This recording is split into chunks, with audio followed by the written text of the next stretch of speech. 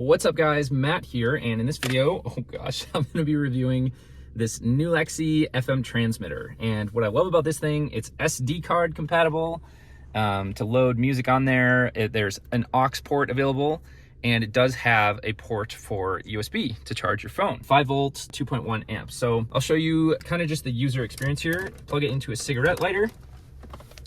Has channel buttons, and then right left buttons, and then your main like gain volume here, which goes up to 30. But I've found if you go all the way up to 30, sometimes if you have your phone volume all the way up and this all the way at 30, it can sound a little distorted. So I keep mine at 27 and I don't have any problems. And this just popped up. I had forgot this device on my phone, so it'd be fresh just as it would be if you bought this new. Bluetooth pairing request. KM18 would like to pair with your phone.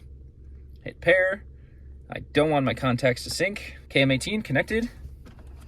Oh, let's turn this on. I'm gonna disconnect so we get that sound. Waiting for pairing. That's what it sounds like. It's that epic voice, waiting for pairing. And then Paired.